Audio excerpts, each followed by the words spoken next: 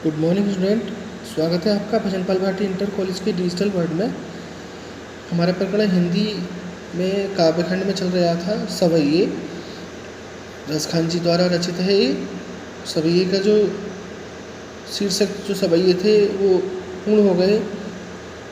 इसी में दूसरा शीर्षक है कवित्व, उसे पढ़ेंगे आज हम।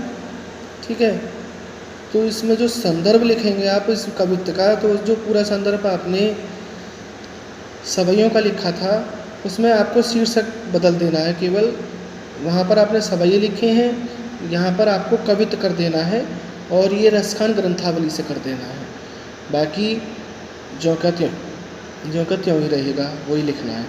ठीक है, एक बार और मैं बता देता हूँ आपको किस तरीके से संदर्भ लिखना है इसका। कि प्रस्तुत कवित्व प्रसिद्ध भक्त कवि रसखान द्वारा रचित रसखान ग्रंथावली से हमारी पाठ्य पुस्तक के काव्यखंड में संकलित कवित्व शीर्षक से लिया गया है।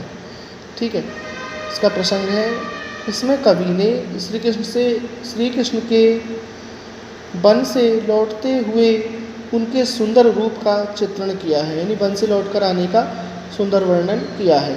ठीक है, व्याख्या के लिए सबसे पहले हम पढ़ते हैं इसे कि गौरज बिराजे भाल लहला लही बनमाल, आगे गैया पाछे ग्वाल गावे मृदु बानिरी, तेसी धुनी बांसुरी की मधुर मधुर तेसी, बंक चितवनी मंद मंद मुस्कान री, कदम विटप के निकट तटनी के तट, अटा चढ़ी चाही पीठ पट फहरान री, रस बरसावे तन तपनी भुजावे नैन, और प्राणन रिझावे वह आवे रसखान री।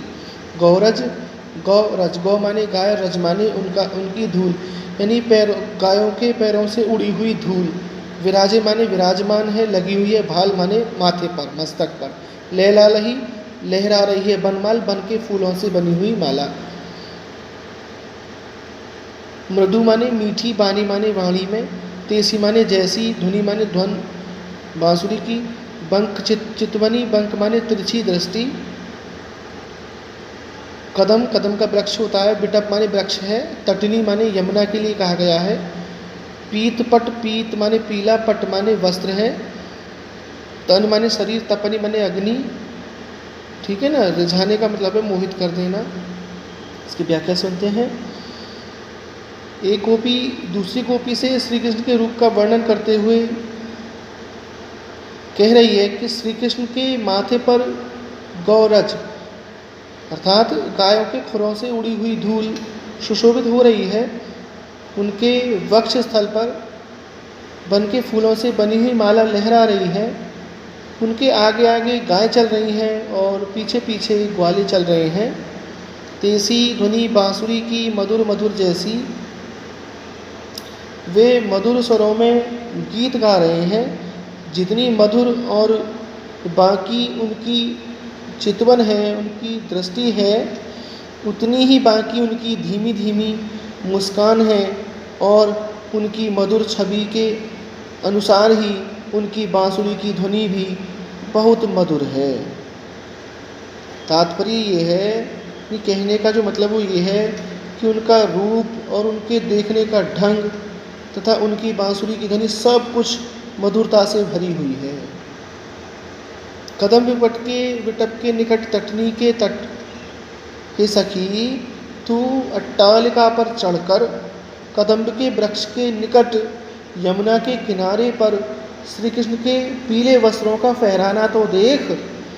वह रस की खान, इन रस बरसाने वाली, श्री कृष्ण रस को बरसाता हुआ, तन की तपन को, तन की अग्नि को बुझाता हुआ और प्राणों को मोहित करता हुआ, रिझाता हुआ इधर ही आ रहा है। ठीक है, एक बार और सुनते हैं। एक गोपी दूसरी गोपी से श्री कृष्ण के रूप का वर्णन करते हुए बड़ी मुग्धता से कहती है कि श्री कृष्ण के माथे पर गायों के पैरों से उड़ी हुई धूल सुशोभित हो रही है।